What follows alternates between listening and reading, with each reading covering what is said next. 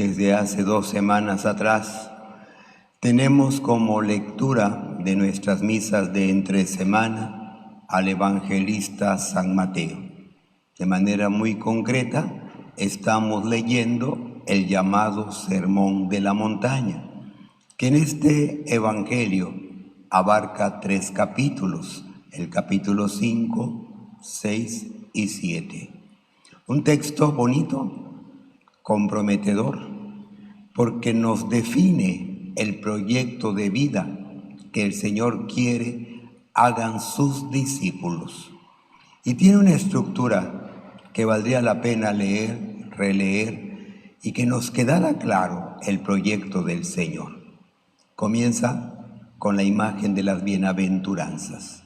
Dichosos si ustedes aprenden a vivir los valores del reino, porque su recompensa será grande en el cielo.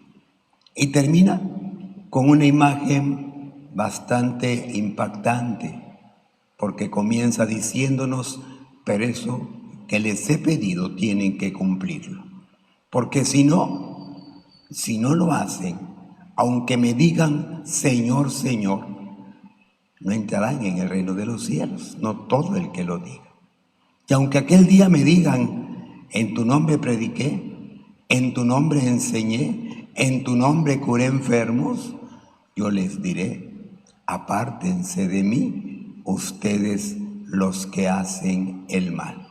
Y la imagen del hombre que construye su casa sobre arena y que no soportó las tempestades de la vida. Y el texto entonces nos presenta todo un proyecto de vida. Un primer valor que nos permite valorar la vida cristiana es aprender un sentido de la vida, que nos lleva a valorar mejor el misterio humano, en un orden donde Dios debe ser siempre el principio para todo, en la que el hombre descubre que el misterio de Dios es una verdad para su vida, y que si realmente quiere vivir, ese es el proyecto de vida. Ese es el proyecto que da al hombre el bien, la plenitud, su felicidad, su bienaventuranza. Y por eso el texto es comprometedor. Hay que aprender el sentido de la vida. Una experiencia que uno, cuando valora la vida humana, uno comprende que eso es un valor necesario para todos. En realidad, eso es lo que aprendemos para poder vivir un sentido de vida. Y de acuerdo al sentido de vida que me hayan enseñado, voy a vivir. Ese es el que me va a hacer toda mi experiencia humana, cómo pienso, cómo me comporto, cómo actúo, porque es el aprendizaje necesario y natural para enfrentar la vida. Si lo vamos considerando de esa manera, a un buen criterio, entonces el proyecto del ser humano es una enseñanza que se da, no la traemos. Qué bueno que pudiéramos traer esas enseñanzas integradas a nosotros, y que solamente por el simple hecho de crecer vamos a vivir una buena vida, vamos a vivir en el bien y vamos a hacer todo lo que conviene al hombre y que lo hace feliz. ¡Qué bueno! Porque entonces, con el simple hecho de nacer, ya con eso bastaría para vivir humanamente. Pero sabemos que no. Sabemos que si dejamos a una persona sin educación, sin orientación, su misterio humano puede ser un caos.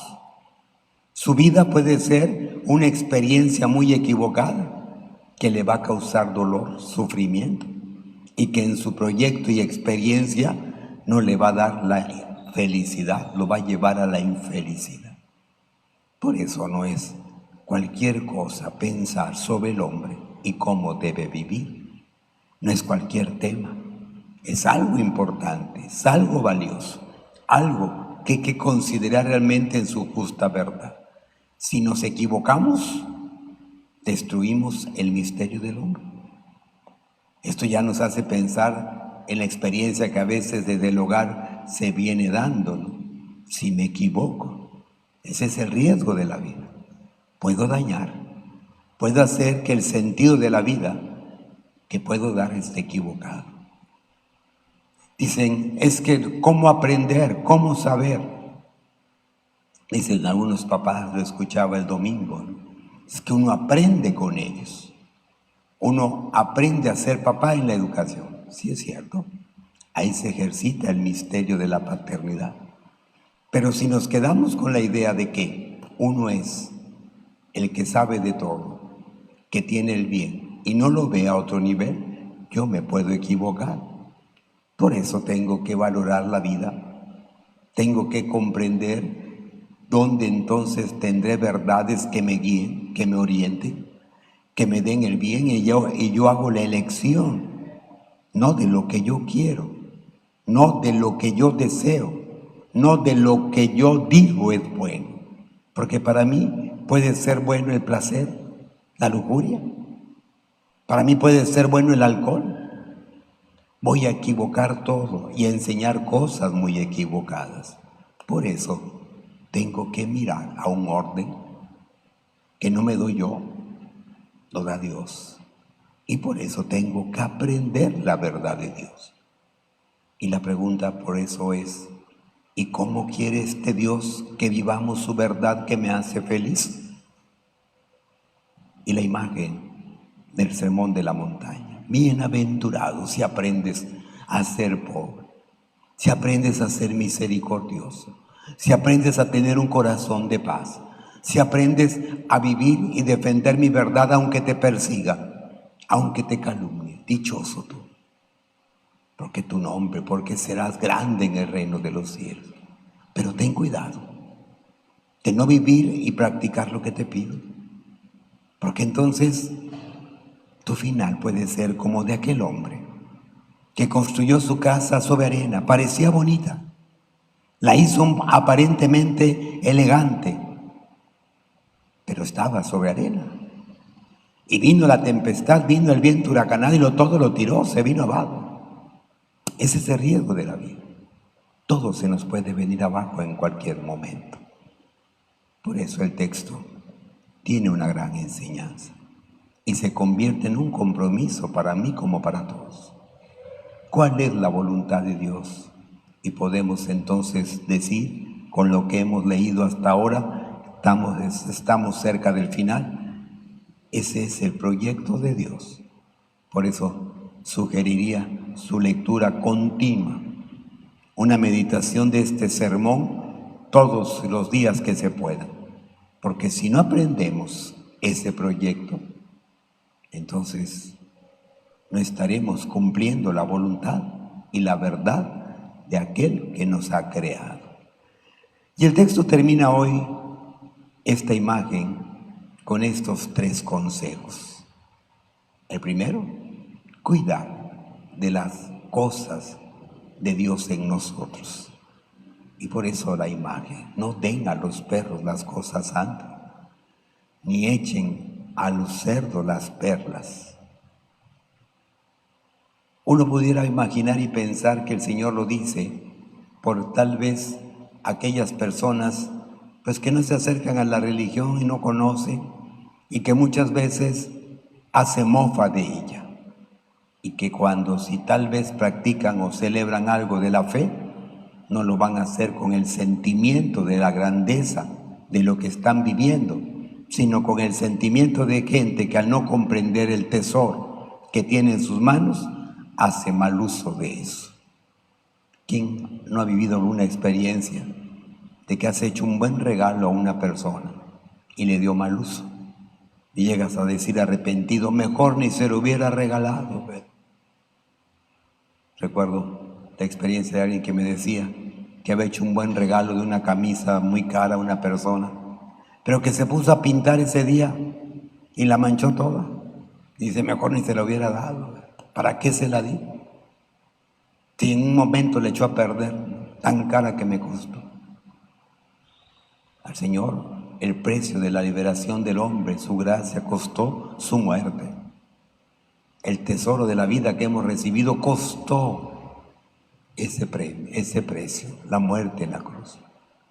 Y por eso creo que más que pensar en los que no son creyentes, nos hace pensar tantas gracias que Dios nos ha dado, tantos tesoros, tanta riqueza. Pero la pregunta, ¿qué hemos hecho con tanta riqueza? Todo lo que nos ha dado, desde el hogar, casa, familia, hijos, esposo, esposa, hermanos. ¿Qué has hecho con tanto? Todo el tesoro, toda la riqueza de Dios que te ha dado. A veces pensamos en lo que no nos ha dado. Oye, ¿cuántos tesoros Dios te dio para ser feliz? Pero no has sabido ver el tesoro, ver la perla, ver que era algo santo y te has quedado como la imagen, ¿no? Con las obras, o con esa imagen un poquito impactante del cerdo, ¿no? Que no va a valorar la riqueza. Decía una meditación de un retiro que se daba a nivel popular, ¿no? Decía, a veces somos como los marranitos, ¿no? Que quieres ponerlo bello y no puedes, porque el marranito lo acabas de lavar, lo perfumas, lo vistes tal vez bien, pero apenas lo sueltas después de bañarla y se va al charco de lodo. A veces así somos. No sabemos valorar la riqueza, no sabemos valorar el tesoro que Dios nos ha dado cada día. Y por eso creo que la exhortación es para, ¿qué has hecho? ¿Qué hemos hecho? Tantos tesoros, tantos misterios de bien y bondad. No hemos hecho un buen uso de ellos. Trata a los demás como quieras que te traten a ti. La famosa regla de oro. A veces, valorando las relaciones humanas, siempre nos gana el deseo de venganza. Cuando tenemos coraje nos gana el deseo de desquitarnos, hacer el mal devolver el mal que nos hicieron. Y no es extraño que para muchos sea normal y bueno. Trátalo como te trató, no lo hables, no lo saludes. Te hizo, devuélvele. Tienes derecho, ¿no? Entonces nos llena la cabeza de una experiencia que nos hace creer que entonces el mundo y la vida humana se convierte en una guerra con todos contra todos. Porque así como yo tengo cosas que son mis defectos, que a ti te desesperan y que a lo mejor el día que yo lo hago me dices, esto que hice me lastimó, viviríamos en un conflicto porque también tú tienes las tuyas que hacen que el que está junto a ti se desespere de ti, que tal vez lo ofendes, lo lastimas. Y entonces la guerra sería nuestro mundo, desde la familia, todos contra todos. Trátalo, velo como tu hermano, trátalo como quieras que tú seas tratado. Ah, pero es que este siempre me insultó. Que tu calidad no la ponga en juego el otro, que tu calidad no la meta, no la rebaje el otro. No es que seas cobarde, no es que seas menos, es que tu calidad como ser humano no te la pueden quitar si tú eres capaz de vivirla. Si no, no digas, es que yo no soy chismoso cuando hago caso de todos los chismes. Soy igual. Ah, porque habló mal de mí, voy a hablar mal de ella. Yo no soy así, pero como me tentó, valdría la pena pensar, ¿no será que te encanta el chisme y por eso eres igual? Si no, no te enfrascarías en algo que no vale la pena. No te engancharías en dimes y diretes sin sentido. Pero cómo nos gusta. Y nos metemos a juegos que nos hacen más violencia. Y por eso mi calidad nace del amor de Dios. Y por eso mi calidad y mi grandeza que me dio Dios, yo soy el que la cuido y debo cuidarla. Si yo me engancho y porque tú me hiciste te amo, el riesgo del pleito, el conflicto, la guerra nunca va a desaparecer. Por eso la invitación, trátalo. No es por ti, no es porque tú seas menos. ¿Para qué? Enfrascarte en un pleito con alguien que si es más de corazón duro, nunca va a acabar. Y que si su corazón es más de venganza, de odio, de venganza hasta la muerte, va a ser cada vez más violento. Trátalo, Velo como un hermano. Y por último, la puerta por la salvación.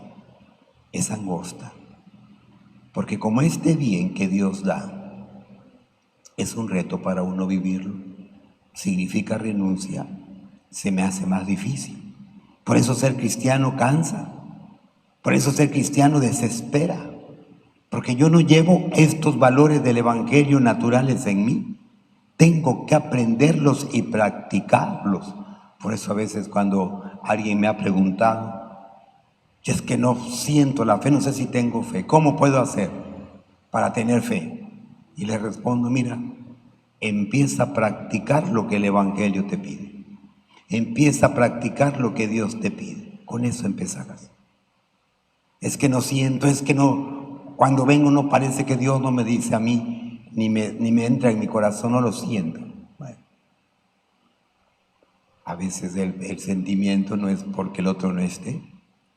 El sentimiento nace cuando vive la experiencia del otro y dices, con razón lo hacía, era bueno. Y empiezo a sentir y a vivir la misma experiencia. Y entonces empiezo a sentir la experiencia de la vida que el otro me quiso enseñar y la de Dios fuerte en mí. Y por eso bien dice el Señor, exige mucho. Por eso no creas que es fácil ser cristiano. Por eso no creas que va a ser algo tan sencillo para ti, ¿no? Que nos cansa, que nos desespera, que a veces nos desanima, que llega el momento en que decimos ya no puedo.